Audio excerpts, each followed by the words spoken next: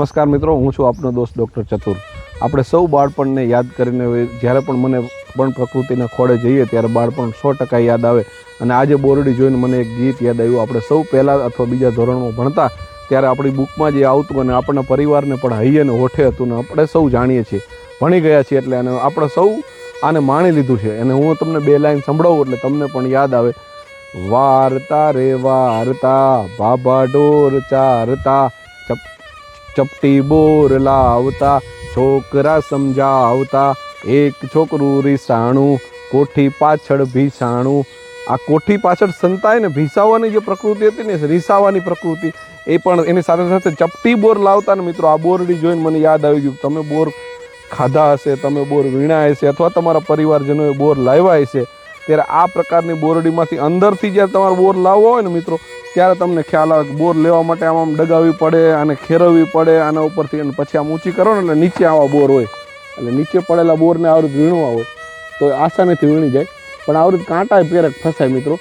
એટલે આવી રીતે તમે બોર લો અથવા તમારા પરિવારે તમારી માટે આવા બોર લીધા હોય ત્યારે તમને ખ્યાલ આવે કે કાંટા લાગે કે કેમ, અને તમે મિત્રો બોર વીણા છે, કાંટા લાગ્યા છે કેમ। હાલ તો આ પરંપરા લુપ્ત છે, કારણ કે આપણે તૈયાર બોરડીના બોર વેચાતા લઈએ છીએ, પરંતુ તમને રીઝવવા, તમને મનાવવા માટે જે માલઢોર ચારવા જતા હતા, પોતે પશુપાલન કરતા હતા, ખેતીવાડી કરતા હતા, એ સમયથી જ તમારા પરિવારના વડીલો તમારા માટે થઈને ચપટી બોર લાવતા હતા। અને એમાં પણ પરિવારમાં જે કંઈ નાના નાના બાળકો હોય ને, એકબીજા મને ઝાઝા આપો ને મને થોડા આપો ને એમ કરીને રીસાતા હતા। અને રીસાવાની મનાવવાની પ્રકૃતિ બાળક હોય ને ત્યાં સુધી સારી લાગે મિત્રો। અને આ કાલી ઘેલી ભાષામાં મિત્રો તમને પણ, તમે બોર વીણા છે કે નહીં, તમને કાંટા લાગ્યા છે કે નહીં, તો કોમેન્ટ્સમાં જણાવો। તમે રીસાણા હતા કે નહીં એ પણ કોમેન્ટ બોક્સમાં જણાવો। ફરી એકવાર ગીતને યાદ કરીએ, 2 લાઈન। વાર્તા રે વાર્તા, બાબા ઢોર ચારતા, ચપટી બોર લાવતા।